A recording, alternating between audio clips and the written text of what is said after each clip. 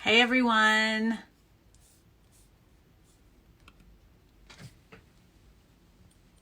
Scarlett Lewis, founder of the Jessie Lewis Choose Love movement. I'm in my office, grounded, but that's okay.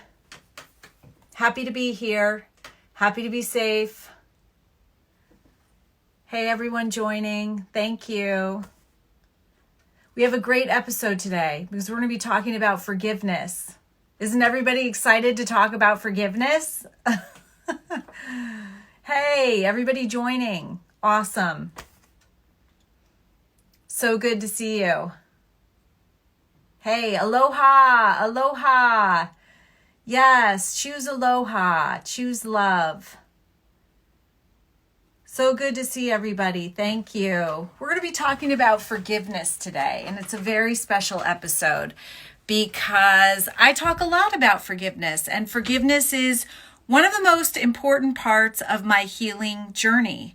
And it's probably also one of the most misunderstood character values that's out there. And so it's also one of the most empowering if you understand it. So I want to talk to you about forgiveness today. I'm going to share my personal story. I'm going to share a friend's story. And I'm going to talk about what it is and what it isn't. Because I think a lot of the fear around forgiveness comes from misunderstanding and ultimately thinking that it's a gift that you give someone else when really it's a gift that you give yourself. So hopefully by the end of this Instagram live, you're going to understand it and you're going to be able to reevaluate some things that have brought you pain in your own life that you can now forgive and let go. Oh. Sounds so good, doesn't it? It's actually why forgiveness is a lot of times the favorite character value in the formula for choosing love. It's the favorite practice of kids. And it's so funny because when I started this whole choose love movement and created the formula that's based on Jessie's message of nurturing, healing, love, and I told people that I wanted to teach forgiveness, every adult said, "Oh, forgiveness, that's kind of a lofty topic, isn't it, for kids? Do you think that kids will even understand what forgiveness is?" And you know what's been incredible over the past 4 years? Kids not only understand what forgiveness is when they're taught what it is, but it's their favorite character value. They practice it. They think it's a superpower, and oftentimes it's their favorite one. And still, every time kids say that, I'm like, what? Forgiveness is your favorite character value? Like when you look at our formula is courage plus gratitude plus forgiveness plus compassion and action, right? So I would honestly say, if you ask me, what do you think the kid's favorite character value would be? I would say courage. Courage. I mean, talk about feeling powerful and courageous. Or I would say compassion and action, because it really does feel good when you do things for other people and when you look outside yourself. But kids often say forgiveness because it's like a superpower. And they say it feels so good to let it go. And I'm literally quoting them. So today we're going to talk about feeling good. We know that forgiving is good for our immune system. And by the way, really important, especially in the time of the coronavirus. So let's talk about forgiveness. I love this quote by Martin Luther King, where he says, "Forgiveness is not an occasional act.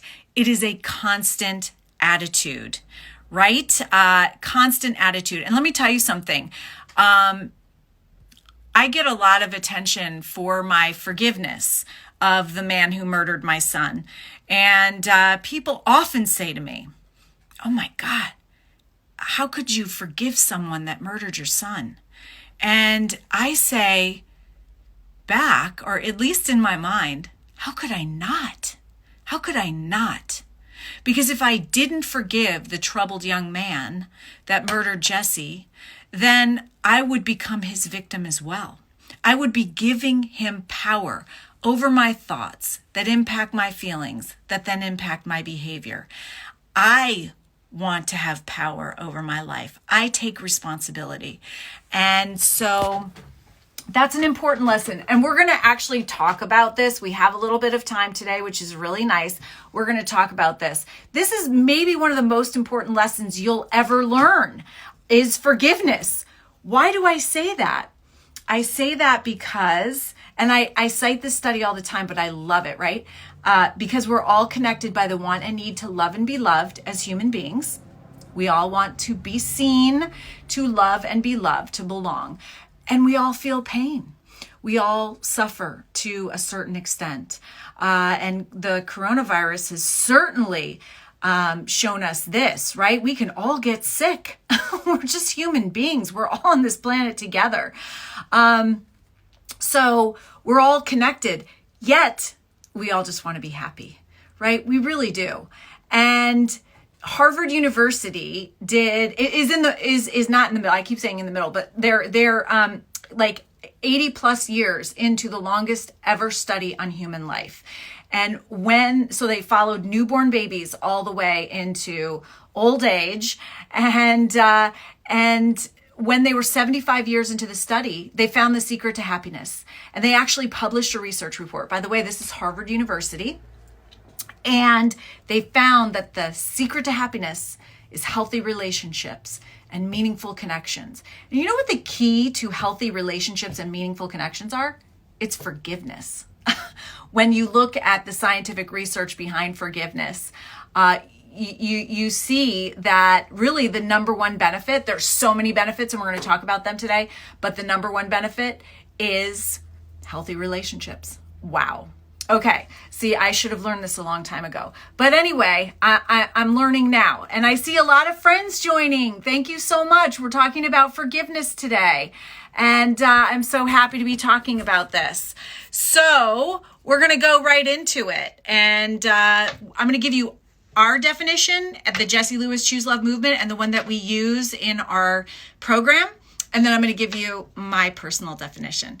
The definition that we use in the program is forgiveness means, I'm looking at my slides, choosing to let go of anger and resentment toward yourself or someone else, to surrender thoughts of revenge, and to move forward with your personal power intact. That is our definition. My new and improved definition for myself is simply, because I like things fun, fast, and easy, simple like everybody, taking your personal power back. Taking your personal power back. That's what forgiveness does. And, there are lots of misconceptions about forgiveness. People say to me, yeah, but what happened to me, that person doesn't deserve my forgiveness. Why would I give them that gift? And I say, well, that gift is for you. You receive the gift of forgiveness because you're letting it go. And one of my first, and you in Hawaii will appreciate this, one of my first ever public talks was on my first trip to the Big Island. And people heard that I was coming. They heard that I talked about forgiveness.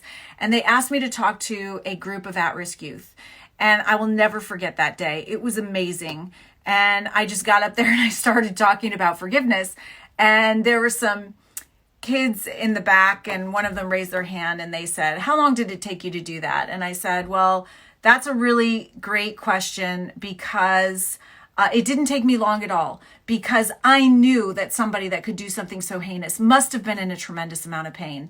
And I knew hurt people hurt people. That's just the bottom line. Whoever has hurt you, whoever you're struggling to forgive, did it from a point of pain, period. Because if you have love and compassion and kindness in your heart, you're not going around hurting other people. So it comes from a point of pain. And if you're socially and emotionally intelligent, you're much less likely to hurt other people as well. So I said, and plus Jesse's message, oh my gosh, I go home and I find this message that my 6-year-old son had written on our kitchen chalkboard shortly before his murder, nurturing, healing love. I knew instantly that if the young man that murdered my son had been able to give and receive nurturing, healing love, the tragedy would never have happened. It was as simple as that. So I forgave quickly. I felt compassion quickly, but it doesn't mean that I don't fall back into anger. And so forgiveness starts with a choice, and then it becomes a process. And I've had to learn from the very beginning. People around me didn't understand forgiveness.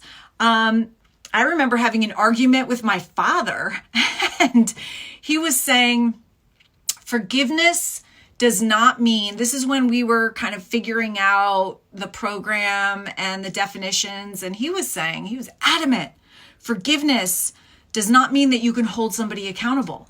It means totally letting it go. It just means you forgive and you let it go. And I was like, wait a minute, but we're all accountable for our actions and our inactions. So you should be able to hold somebody accountable.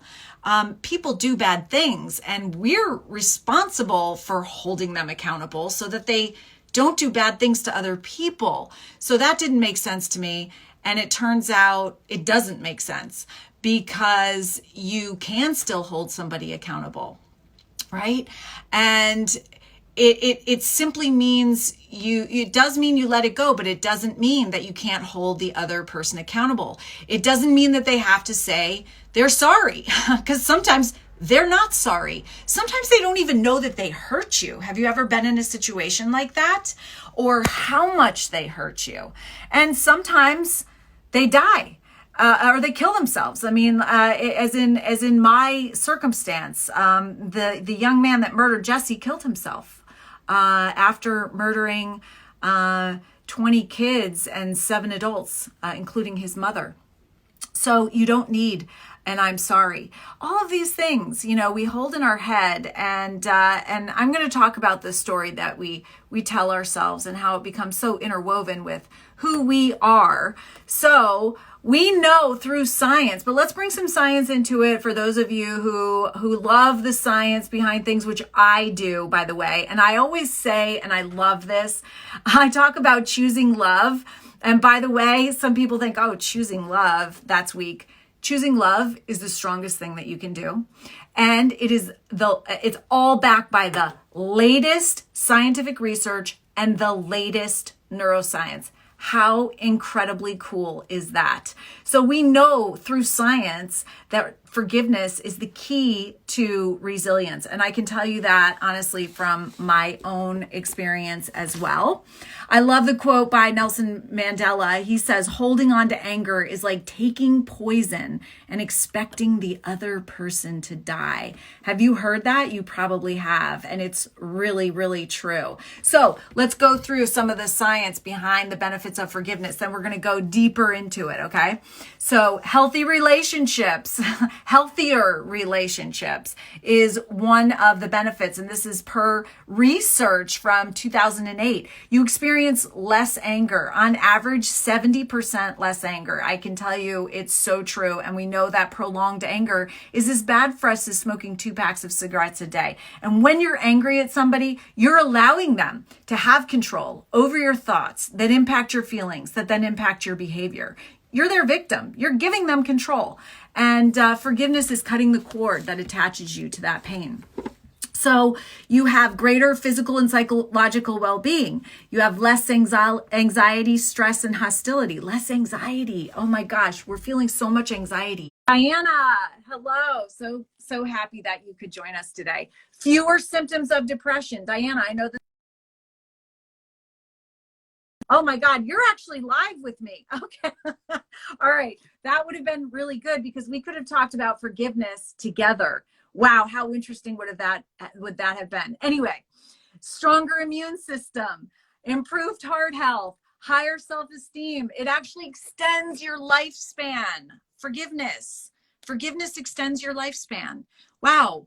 We're all thinking about our lifespan now. How about doing something proactive and preventative to help your lifespan? Really incredible. So now I know everybody is wondering, how do I forgive? How do I forgive? So let's go through some steps. First of all, if you find out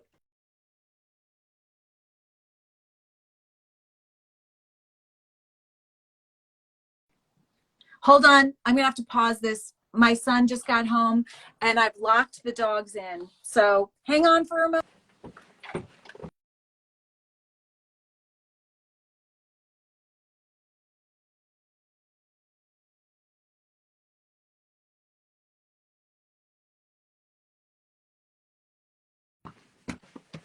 Okay. Still here. You're getting a little bit of my house. Hold on. And then you can say hi to JT. Hi, everyone. And Sophia. Got locked out. Oh, do you forgive me? Because we're talking about forgiveness. Absolutely, I do. Okay, awesome. That was an easy one, right? All right. So, sorry about that. Real life, right? It's what happens when you get grounded at home. It's okay. It's all good. All right. So, and JT's going to be excited that you joined, Diana. Anyway, love you too. Thank you for that. And so I tried to find out about Adam Lanza's life. And I say his name. I know you're not, there's this thing that goes around that says you don't say the shooter's name. This isn't to the media, right? This is to you. I'm talking to you.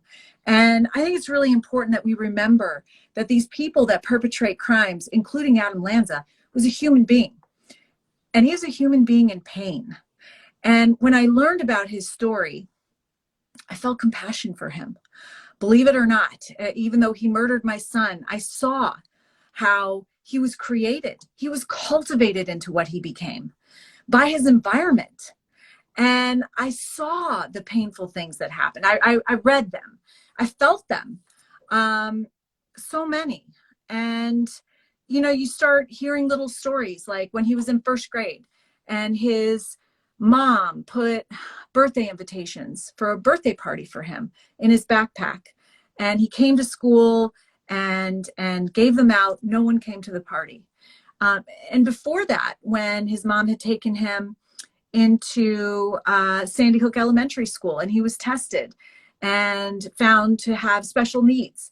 And those special needs were known, but he was denied the services that would have helped him. When he was in fifth grade, he wrote an essay called The Book of Granny, and he brought it to school to actually with the intent of selling it, but it was taken. But it was about a witch that came to the school with a semi-automatic weapon and she murdered children. And so what was he saying? He was saying, this is what I'm thinking about. Is this normal? And no one did anything for him. And so like today, it's almost easier for me to be angry for him than it is to be angry at him. You know what I mean? I see how what happened could have been prevented. If there was more kindness and caring and concern and follow up and follow through. So when you look at the person who hurt you and you look at their life, you can understand their pain. And that brings you to a place of compassion, right, for them, because hurt people. And it's really, really true. So that's the act of putting yourself in their shoes. And it helps. That's one way to come about forgiveness. When things happen to us in life, we're wired with this negative bias, right? So the majority of our thoughts are negative. We're literally constantly scanning for a saber-toothed tiger. And there's a good reason for this, because we want to stay safe. And our brains were created to keep us safe for our survival, not for our happiness. So this is why we tend, when things happen to us that hurt us, we tend to want to blame.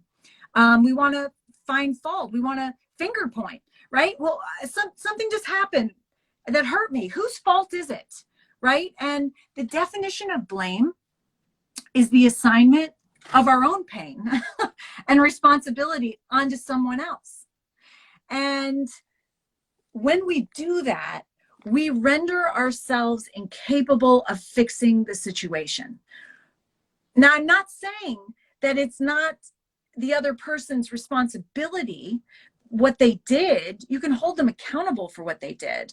But what I'm saying is that when we blame, when we fault find, when we finger point, then we're giving away our part of the responsibility. And that is our healing, our own personal healing, and how we are going to move forward in the world. And, you know, as parents, especially in the time of the coronavirus, it's really important that we take responsibility. We have to understand we are models right now for our kids, for our family, for our friends, for our communities. We're modeling how to face our fears right now, because when we resist and avoid them, bad things happen. And we see some bad things happening. We see liquor store sales up 75%.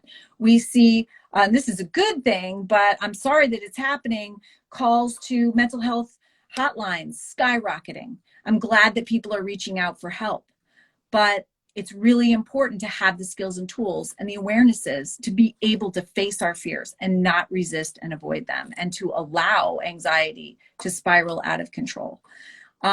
And so we can also do this with forgiveness. Really important to model forgiveness. And when you remind yourself that you are the model, that you are teaching your kids, and not necessarily through what you say, by what you do, it will help you rise to the occasion. It will remind you, wow, they're watching my every move. So I need to be mindfully aware of every word that comes out of my mouth. And really every thought that you think, because you know every thought that you think is either leading you towards languishing or leading you towards flourishing. Every thought you think is wiring your brain towards one way or the other. And it's your choice. You have to have an awareness and some skills and tools, which we teach at Choose Love. And then it becomes your choice. Wow, how incredible is that? Hey, I love everybody that's joined. Thank you so much. I love you all. I really do. I have some beautiful friends and family. Thank you for joining. So let's think of forgiveness in a different way. When we hold on to anger to somebody for something that they did, we're literally giving away our personal power to the person that hurt us, right? And we're giving them control over our thoughts that impact our feelings, that then impact our behavior. Going back to that talk that I gave in Hawaii to the at-risk youth, they asked me, what does forgiveness look like? And I had to think about it. And I thought, wow, that's a really interesting question. Okay, let me describe it for you visually. I said, I felt like I was attached to the shooter by an umbilical cord, but instead of coming out of my tummy, it came out of my side, and it went into the side of the shooter. And all my personal power drained out of me in the form of anger into the shooter. And the only way that I could take my personal power back was by visualizing a set of scissors. And I took those scissors and I cut that cord that attached me to pain. And I felt all my personal power run back into me, and it felt so good. But it doesn't mean that you won't fall back into anger, because I do fall back into anger. Well, every holiday we go and we visit Jesse's grave. I go to the grocery store and I see a mom with a 6-year-old little boy, or even a mom with a 13-year-old little boy. And I feel sadness. And sometimes that comes out as anger. And every Christmas, every December 14th, every Valentine's Day, every Mother's Day, my birthday, Jesse's birthday, there's lots of opportunities. And during those times, I have to take a deep breath, take a step back, and forgive again, because forgiveness starts with a choice. It's our choice, and then it becomes a process. And it might be the most important thing that you do to take your personal power back in your life. And it's a beautiful thing to teach your kids. So let's keep going. Oh, one story from a military base that I visited, actually. We had dinner, and the whole purpose of my visit over the course of a few days was to talk about forgiveness.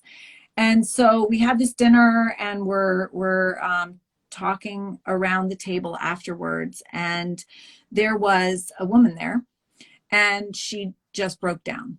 And she said, someone did something to me so horrible, suffice it to say that he went to prison for 20 years. And he got out. I knew that he was out, and I was grocery shopping, she said, and I had every intention of forgiving him. I knew that I should, and I've been working on myself to do it. And I was walking down the aisle, and I was pushing my cart, and I saw him at the end of the aisle. And so I walked up to him, and I wanted to forgive him, and I couldn't. She said, I dropped my purse, I dropped everything, and I ran out of the grocery store. And then she started sobbing. And she said, what do you say to that? What do you say to that? And the only thing I could think was he worth it? Was he worth giving that power over you to? He hurt you so badly, and he had so much power over you 20 years later. Now, I know it's easy for me to say, and it takes work, but that's personal power that you take back, and only through forgiveness. If anybody else knows any other way to do it, share, please, because I don't know any other way to do it other than forgiveness. And it is such an important skill and tool. Actually, we were born as babies, and we have this invisible tool belt that we have, and we keep adding skills and tools to it our entire lives. And when we get older, sometimes the skills and tools we picked up as kids, we take out. I'll tell you the skills and tools that you're going to keep in your tool belt forever. They are the formula for choosing love, because you'll use it every single day for the rest of your life to take your personal power back, and social and emotional intelligence, period. You're going to use it in every aspect of your life. And it is a continuous practice, and it only makes your life better. It's incredible. Forgiveness requires self-care. You need to take care of yourself. You need to be at a place of strength where you can consider this, right? Because blame, fault finding, anger is not a place of strength. It gives us a false perception of strength because you're releasing cortisol and you have a lot of inflammation in your body and you might have energy from anger, but it is not a place of strength. It's a place of weakness. And you need to focus on yourself and strengthening yourself so that you can consider forgiveness. So I have some notes that I'm looking at. So remember that anger, the anger that you feel for whatever happened, it's just the tip of the iceberg, right? When you look at the iceberg of anger, anger is this very tip. It's the thing that you see. But there's so many underlying feelings to anger, and you have to understand what your underlying feeling is to the anger in order to resolve the anger, right? And it could be so many different feelings like frustration, disappointment, shame, embarrassment. All of these different things, loneliness, can be underlying to anger. And you have to understand that in order to resolve your anger a lot of times. And be your own best friend, right? I am that best friend right now. I'm telling you, you know what? It's in your best interest to forgive. Strengthen yourself. Take care of yourself. Have those thoughts in your mind instead of, oh, I'm so angry. I could kill him. I could kill him. I want revenge, right? Those thoughts impact your feelings, which then impact your behavior and every relationship that you have in your life. Change those thoughts. I can forgive. I am forgiving. I am forgiving.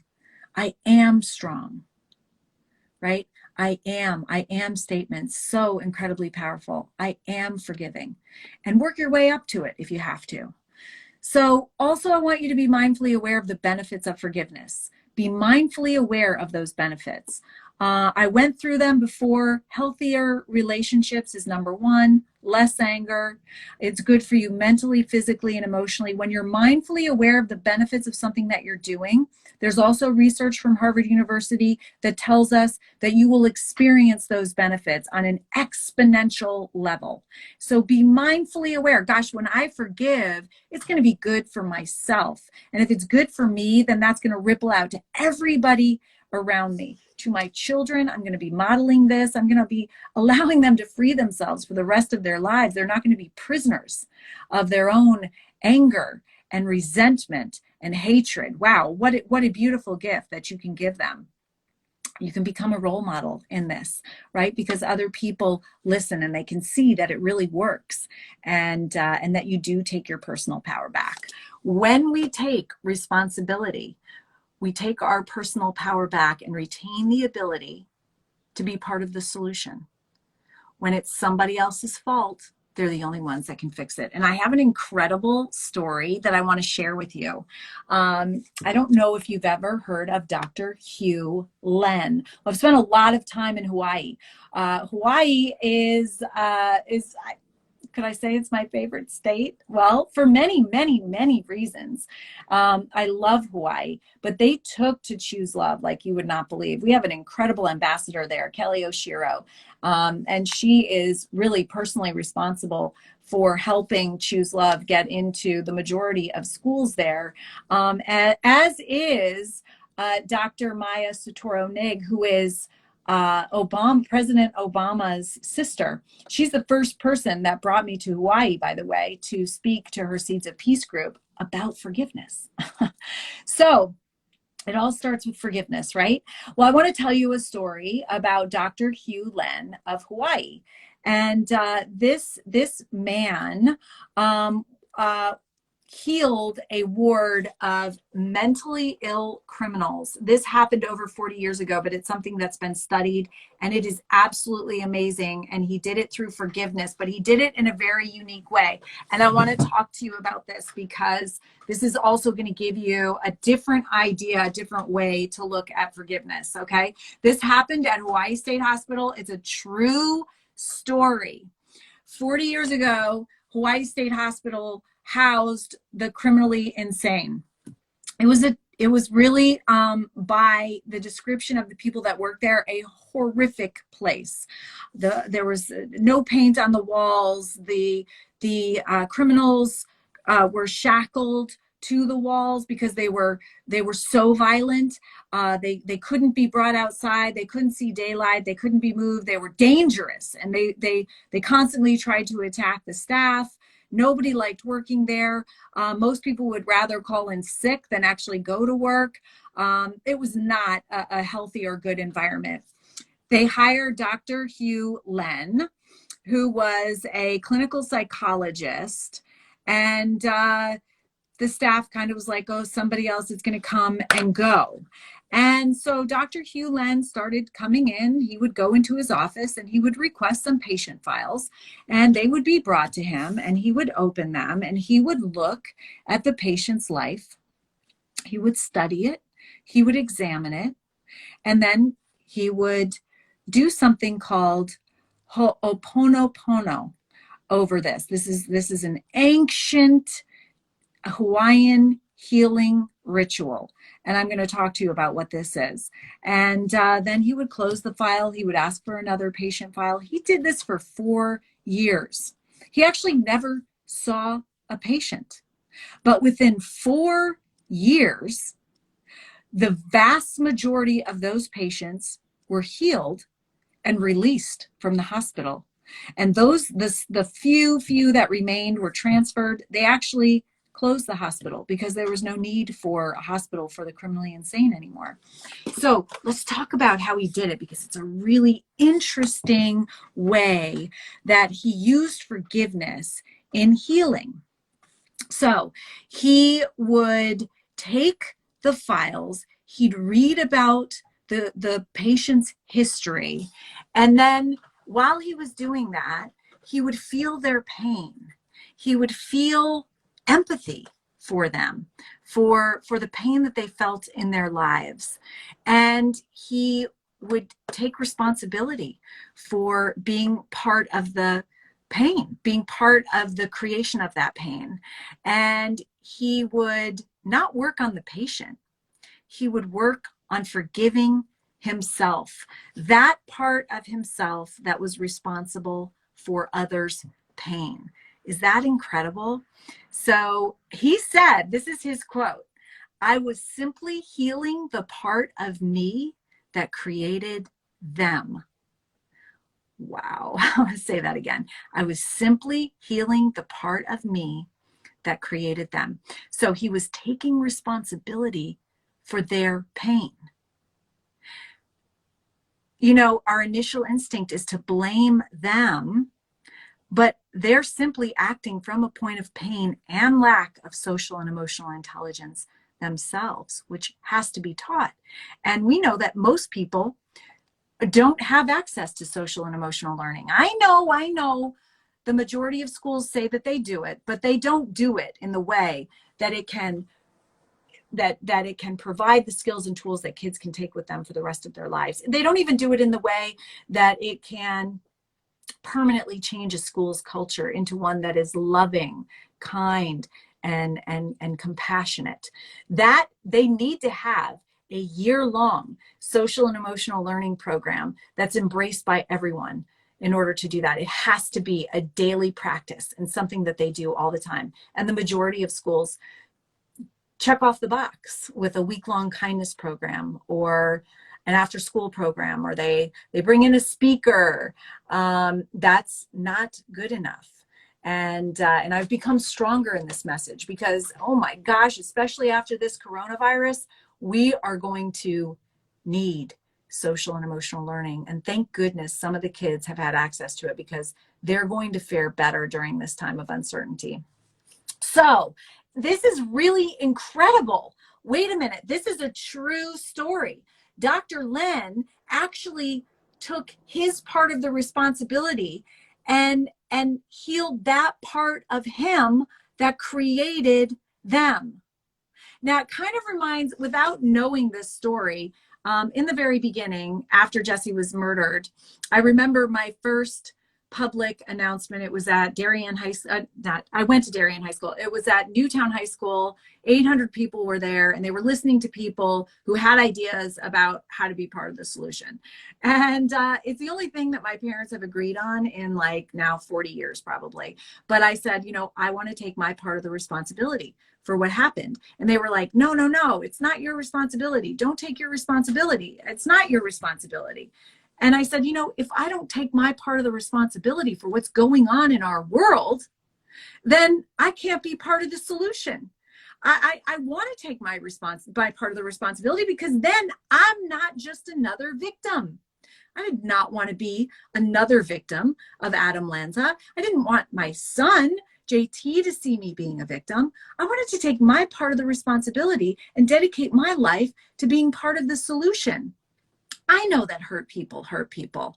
I know that if Adam Lanza were able to give and receive nurturing, healing love, the tragedy would never have happened. It was as simple as that.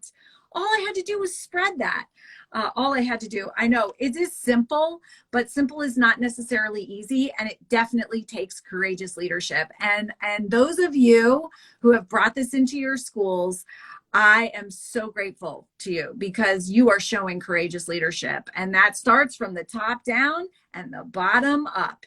It definitely takes courage to look at the issues that we're facing in our schools that translate out into our world in a different way, that to not react to them, to not focus on the problems, because we know what happens when we focus on the problems, right? Because that's exactly what was happening before the coronavirus hit.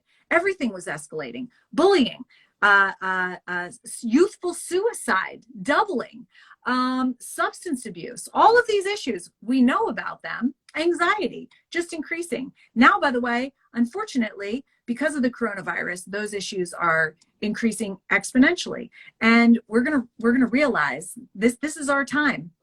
We're gonna realize that the only way through this is to address the cause of the suffering that creates all of that stuff. And that's through choosing love and social and emotional learning. So going back to Dr. Len, because I want to wrap this up, when we take responsibility for our lives, right, it does not mean that we're saying what happened that hurt us is our fault. It simply means that we're taking responsibility for ourselves and healing ourselves. That's what taking responsibility means. It doesn't mean what happened is my fault. It means that I'm going to take responsibility for my healing. And that's what forgiveness is. Wow. That's really, really powerful. So how can you heal yourself with Oponopono? Oponopono. How can you heal yourself with that? 3 steps. Ready for them? Take responsibility for your own healing. Take responsibility. This is my life. I have one life. Hey, by the way, now we really know that. It's kind of interesting to me because everybody's thinking, oh my gosh, what if I get coronavirus and die? And that's horrible, horrible, horrible. But by the way, I know more than anyone else. We were never guaranteed tomorrow anyway. I don't care how old you are, right? So take responsibility for yourself today. Don't give away your personal power to somebody that hurt you. Take responsibility for it today. I take responsibility for my healing. That's step one. Okay. Take responsibility and then choose how you're going to thoughtfully respond to what happened. How are you going to thoughtfully respond? Basically, you have two choices. I'm going to be a victim. I'm going to wear my hurt on my sleeve. I'm going to make sure everybody knows about it.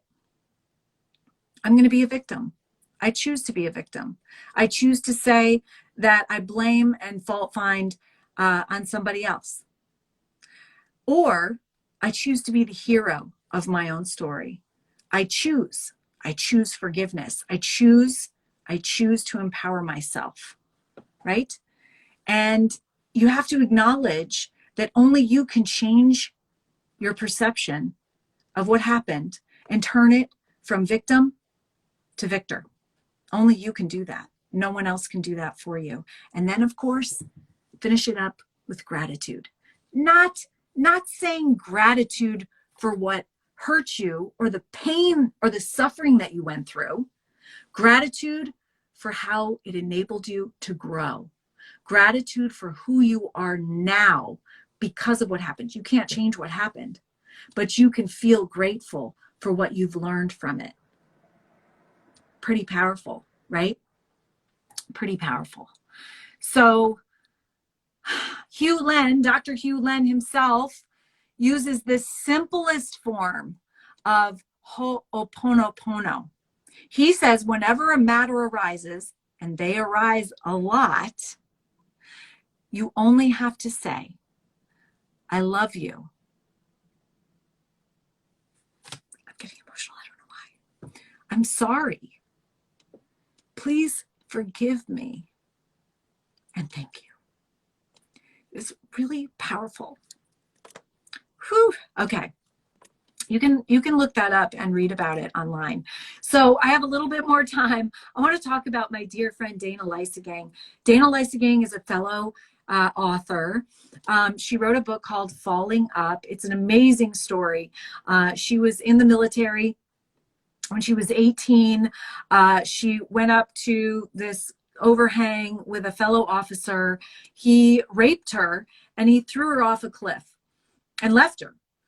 She was found the next morning, brought to the hospital, and she was paralyzed from the neck down. And she tells this poignant story I'll never forget, and I've heard her tell it many times. She woke up the next day, she's in the halo, lying in a hospital bed, and her father's there, and she starts her journey. And it's a long journey of forgiveness, and she was overwhelmed by hatred and revenge for a while, but she came to forgiveness, and that's when she was truly free. That's when she was truly free, and she can literally now talk about her perpetrator with compassion, knowing that he was in such pain as well. But that's a beautiful story of forgiveness as well. Falling Up by Dana Lysagang. And I want to also talk about our new initiative called Thriving in Uncertain Times. This is a partnership that we're doing with the Santoro Foundation and the University of South Florida. Thriving in Uncertain Times is something that we're doing daily for the next 3 months. And it's literally tips and practices that you can do with your kids as educators or as parents, and for yourself to literally thrive in the time of COVID-19. These include the formula for choosing love. So every single day, we take in order the character values of the formula for choosing love: courage, gratitude, forgiveness, and Compassion in Action. Today actually happens to be the third day of its release. So we talk about forgiveness, which is amazing because today I'm already talking to you about forgiveness, which is really cool. So in order to opt into this, all you have to do, it's free, as is everything that we do at the Choose Love Movement. You can opt in by texting SEL, S as in social, E as in emotional, L as in learning. So text SEL to 484848. Text SEL to 484848, and you will be receiving daily tips and practices to help you thrive in uncertain times. And by the way, this is a practice. I can talk to you about forgiveness, and it's so important. I can talk to you about thoughtfully responding to anything that happens, any situation, circumstance, or interaction you will ever be in by choosing love. I can talk to you about that all day long. I do talk about it all day long, actually. But it is a practice. And it is a practice for me, too. You saw the little exchange with my son JT, whom I love dearly. It is a practice for both of us, right? We have life, we live in life, and life gives us opportunities every single day. Thank you so much, life, to be able to practice our thoughtful responses. And we have to have some skills and tools in order to do that. And so these are tips and practices that you can do every single day to help you take your personal power back, even in the time of the coronavirus, and choose love. Hey, my brother joined. Hey, Uncle Ja, nice to see you. And Becky, thank you for joining. You guys are very sweet.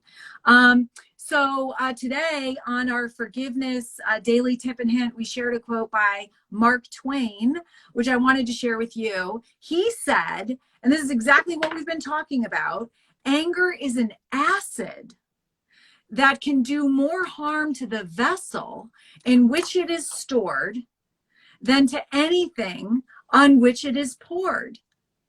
Let me repeat that. Anger is an acid that can do more harm to the vessel in which it is stored than to anything on which it is poured. We know that about anger. And we know that forgiveness is a great way to reduce anger. Don't let the person who hurt you have control over your thoughts that impact your feelings, that impact your behavior. Choose to forgive. Choose to cut that cord that attaches you to pain through forgiveness. And remember, you're going to make the choice, but it doesn't mean that you won't fall back into anger, because you will. And I do. But when you do, it simply means you take a step back, you take a deep breath, and you forgive again. By the way, this Instagram Live, if you missed the beginning, it is recorded, and we do post it somewhere. I'm not sure where, but we do. So remember, by the way, this is a choice. Gosh, do we have so much more power in our lives than we ever thought possible? Yes, especially in the time of the coronavirus, we feel a little bit powerless, right? If we focus on that powerless feeling, that's when we feel anxious. And by the way, anxiety is the most contagious feeling. When we feel it, it ripples out to others. Do you know what else is also equally as contagious? The feeling of calm. That's what we want to model for our families. We want to model calm. We want to model that. So you need to rise to the occasion. And a great way to do that is through choosing love. It takes courage. Let's go back to the original formula. It definitely takes courage. It takes courage, right? And then courage gives us the opportunity. It actually strengthens us to be grateful. Grateful in the time of the coronavirus? Absolutely. Absolutely. There's so much to be grateful for. And we have tens of thousands of thoughts every single day, the majority of which are negative and repetitive. We know that through the latest neuroscience, but we can only focus on one thought at a time. That means you can only focus on an anxious thought or a grateful thought. So when you want to shift away out of anxiety, think of something to be grateful for. And there's so much to be grateful for. And I'm not talking about the big, huge gratitudes. I'm talking about the gratitude of like the first spring flower that comes out, right? a nice, beautiful, warm cup of tea in your nurturing, healing love glass. I'm talking about having a great book, right, that you can read. It doesn't have to be mine, it can be any book. But there's so much to be grateful for. Then you've shifted your focus. That strengthens you to consider forgiveness, to take responsibility for your own healing, right? To not give away your personal power through anger, hatred, and resentment, but to choose forgiveness. And then that enables you to look outside of your own self, of your own pain, of your own busyness and everything that's going on in your life to help someone else. When you've done that, you've chosen love and you've taken your personal power back. You've not only made your life better and those around you, but that has rippled out to create a safer, more peaceful and loving world. So to wrap up, it's your choice. It's a choice. Why don't you make the choice today with me? Let's choose love. Let's choose forgiveness. Let's choose to make the world a better place. Let's choose to make our lives better.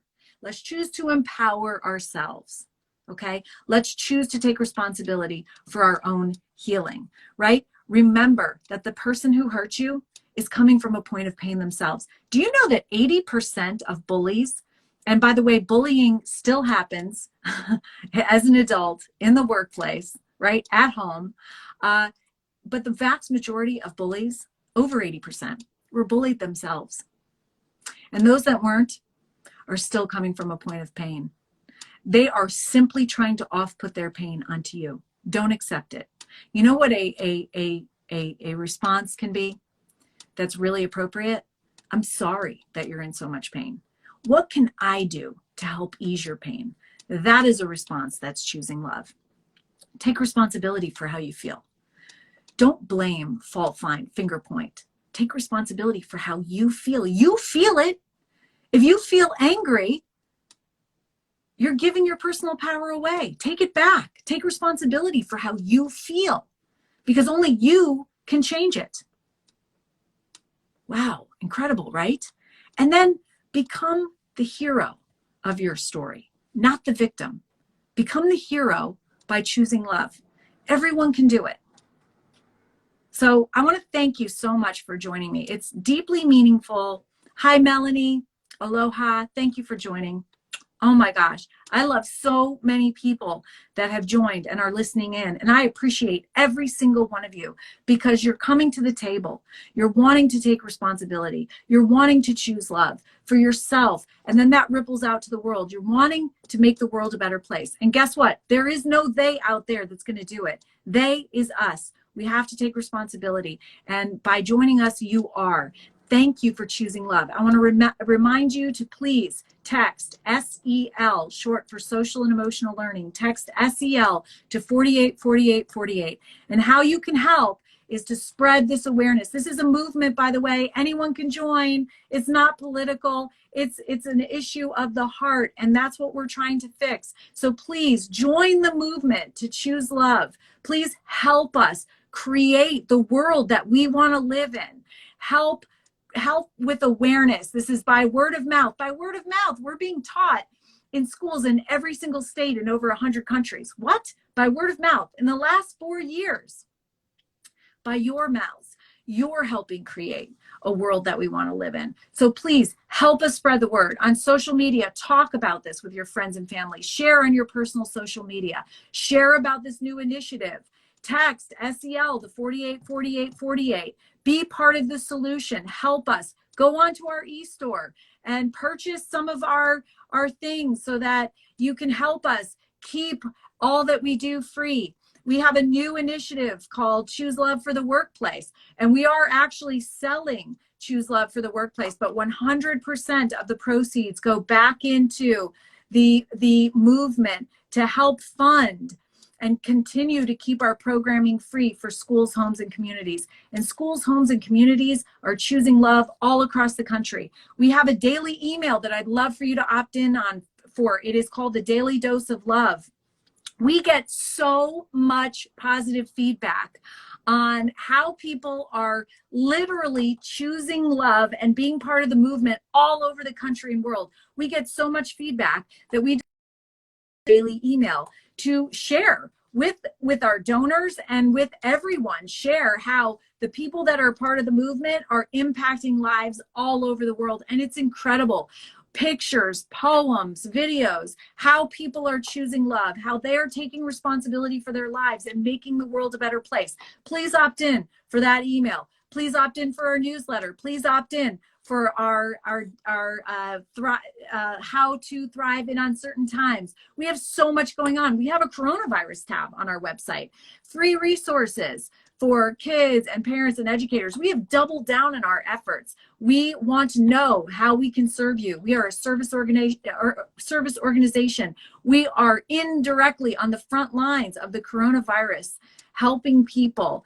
Let us help you. Thank you so much for choosing love. I love you guys. Thank you for joining. Thank you so much, Sheila. So good to see you. So good to see everyone. Thank you for the shout outs. I love you guys too. You guys have been part of the movement for so long. And if you haven't joined it, join us. We are creating the world that we want to live in. And the issues that we see in the world, they're not political issues. They're issues of the heart. You know what? And those can be healed. Help us spread this healing message. Help us choose love. Thank you so much. I love you guys so much. Thank you for choosing love. Thank you. Make it a great day. As our education director says, make it a great day. It's your choice. Thank you.